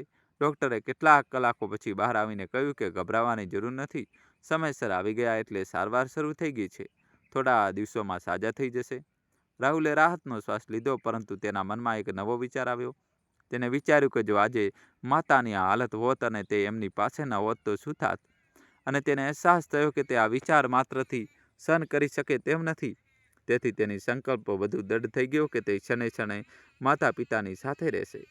માતા 3 દિવસ હોસ્પિટલમાં રહ્યા અને રાહુલ 3 રાત ત્યાં જ બેસી રહ્યો. દિવસમાં અદાલત જતો, પરંતુ સાંજે સીધો હોસ્પિટલ. પિતા પણ રોજ ત્યાં જતા અને માતા પાસે બેસતા. જ્યારે માતા ઘરે આવ્યા ત્યારે રાહુલે ઘરને ફૂલોથી સજાવ્યું હતું. માતાએ આ જોઈને કહ્યું, બેટા, આ બધાની શું જરૂર હતી? રાહુલે કહ્યું, માતા, તમારા ઘરે આવવાની ખુશીને હું કેવી રીતે રોકું? તમે તો અમારી દુનિયા છો. માતાની આંખો ભરાઈ આવી. તેઓ અંદર ગયા અને પોતાની ખુરશી પર બેસી ગયા. પિતા એમની પાસે બેસી ગયા અને રાહુલ એમની સામે ભોંય પર બેસી ગયો. ત્રણેય એકબીજાને જોતા રહ્યા અને આ ક્ષણ કોઈ સ્વર્ગથી કમ નહોતી. માતાની બીમારી પછી રાહુલે બીજો એક મોટો નિર્ણય લીધો. તેને પોતાના આશ્રમમાં એક નાનું ચિકિત્સાલય દવાખાનું પણ ખોલ્યું, જ્યાં વડીલોને મફત સારવાર મળી શકે. તેને શહેરના કેટલાક ડૉક્ટરો સાથે વાત કરી, જેઓ દર અઠવાડિયે ત્યાં જઈને દર્દીઓને તપાસતા હતા. આ પગલું ખૂબ સફળ રહ્યું અને ઘણા વડીલોને આનાથી ફાયદો થયો. સમય વીતતો ગયો અને રાહુલની જિંદગીમાં દરરોજ કંઈક ને કંઈક નવું થતું રહ્યું. માતાની તબિયત ધીમે ધીમે વધુ સારું થતી ગઈ અને તેઓ ફરીથી પોતાની દિનચર્યામાં લાગી ગયા. પિતા દરરોજ સવારે પાર્કમાં જતા અને સાંજે ઘરના બગીચામાં બેસતા. રાહુલ દરરોજ અદાલતમાં ન્યાય આપતો અને દર સાંજે પોતાના માતા પિતા સાથે વિતાવતો. તેનો આશ્રય આખા રાજ્યમાં જાણીતો બનવા લાગ્યો હતો અને બીજા શહેરોમાંથી પણ લોકો તેના વિશે જાણવા આવતા હતા. એક દિવસ એક રાષ્ટ્રીય સામયિકે મેગેઝિને રાહુલ પર એક લાંબો લેખ છાપ્યો, જેમાં તેની પૂરી વાર્તા હતી, તેની ભૂલ, તેનો પસ્તાવો, તેનો વાપસી અને તેના દ્વારા કરવામાં આવેલા કામ. આ લેખ આખા દેશમાં વંચાયો અને ઘણા લોકોએ રાહુલને પત્ર લખ્યા. એ પત્રમાં કેટલાક લોકોએ પોતાની વાર્તા જણાવી કે રાહુલ જીવી જ હતી. કેટલાક લોકોએ કહ્યું કે રાહુલની વાર્તા એ તેમને પોતાના માતા પિતા પાસે પાછા જવાની હિંમત આપી. આ પત્રો વાંચીને રાહુલને અહેસાસ થયો કે તેની ભૂલ અને તેની સુધારવાની કોશિશ ન જાણે કેટલા પરિવારોને ફરીથી જોડવામાં મદદ કરી શકે છે. એક સાંજે ત્યારે રાહુલ બગીચામાં માતા પિતા સાથે બેઠો હતો, ત્યારે પિતાએ કહ્યું, બેટા, તું જાણે છે અમને સૌથી વધુ ખુશી કઈ વાતથી મળે છે? રાહુલે પૂછ્યું, કઈ વાતથી પિતા? પિતાએ કહ્યું, એનાથી નહીં કે તું એક મોટો જજ છે, એનાથી પણ નહીં કે તું આટલું મોટું ઘર બનાવ્યું છે, એનાથી પણ નહીં કે તે આશ્રય બનાવ્યો છે. સૌથી વધુ ખુશી એ વાતથી મળે છે કે તું અમારી પાસે છે. દર સાંજે અમે તને જોઈએ છીએ, તારો અવાજ સાંભળીએ છીએ, તારી સાથે ખાવાનું ખાઈએ છીએ. બસ આ જ અમારી સૌથી મોટી દોલત છે. રાહુલે પિતાની વાત સાંભળી અને તેની આંખો ભરાઈ આવી. તેને પિતાના પગ સ્પર્શ કર્યા અને કહ્યું, પિતા, તમે આજે મને જીવનનો સૌથી મોટો પાઠ આપ્યો છે. માતાએ રાહુલના માથા પર હાથ મૂક્યો અને કહ્યું, બેટા, અમે તને ખૂબ પ્રેમ કરીએ છીએ, હંમેશા કરતા હતા અને હંમેશા કરતા રહીશું. આ સાંભળીને રાહુલે માતાનો હાથ પકડી લીધો અને ત્રણેય મોડે સુધી બગીચામાં બેસી રહ્યા, જ્યાં સાંજની હવા ચાલી રહી હતી અને એક ફૂલોની સુગંધ હતી. એ ક્ષણે રાહુલને લાગ્યું કે તે દુનિયાનો સૌથી અમીર માણસ છે. તેની પાસે એ બધું જ હતું જે જીવનમાં ખરેખર મહત્વ ધરાવે છે. અને આ રીતે રાહુલની વાર્તા સમાપ્ત થાય છે. આ વાર્તા મિત્રો આપણને શીખવે છે કે માણસ ગમે તેટલો મોટો બની જાય, તેની પાસે ગમે તેટલી દોલત હોય, તેને ગમે તેટલું સન્માન મળે, જો તેના માતા પિતા તેની સાથે નથી તો તે હંમેશા અધૂરો રહેશે. આ વાર્તા આપણને શીખવે છે કે ભૂલ કરવી એ માનવ સહજ છે, પરંતુ તેને સ્વીકારવી અને તેને સુધારવાનો પ્રયત્ન કરવો એ મહાનતા છે. આ વાર્તા આપણને શીખવે છે કે માતા પિતાના આશીર્વાદ એ તાકાત છે જે દુનિયાના કોઈ પણ પડકાર કરતાં મોટી હોય છે. અને જે દીકરો કે દીકરી પોતાના માતા પિતાનું સન્માન કરે છે અને તેમની સેવા કરે છે, તે આ દુનિયામાં પણ સુખી રહે છે અને પરલોકમાં પણ. જે બીજ તમે વાવ્યું છે એ જ ફળ મળશે. અને માતા પિતાની સેવા કરવાથી મોટું કોઈ પુણ્ય નથી. તેથી આજે જ તમારા માતા પિતા પાસે જાઓ, તેમનો હાથ થામો, તેમના પગ સ્પર્શ કરો અને તેમને કહો કે તમે તેમને ખૂબ પ્રેમ કરો છો, કારણ કે આ જ સાચી માનવતા છે અને સાચો ધર્મ છે. આ દોસ્તો કહાનીને તમારા મિત્રો વોટ્સઅપ ગ્રુપોમાં બધી બહેનપણીઓ સાથે, ભાઈઓ સાથે, બહેનો સાથે, બધા સાથે શેર કરો. વિડીયોને લાઇક કરી ચેનલને સબસ્ક્રાઈબ કરી દો અને કોમેન્ટમાં જય શ્રી કૃષ્ણ તો લખવું જ પડશે મિત્રો. જલ્દીથી લખી દો, વિડીયો લાઇક કરી ચેનલ સબસ્ક્રાઈબ કરી દો અને બધા મિત્રો સાથે શેર કરી દો, બધાને મોકલી દો. વિડીયો લાઇક કરી ચેનલ સબસ્ક્રાઈબ કરજો. ખૂબ ખૂબ ધન્યવાદ, દિલથી આભાર.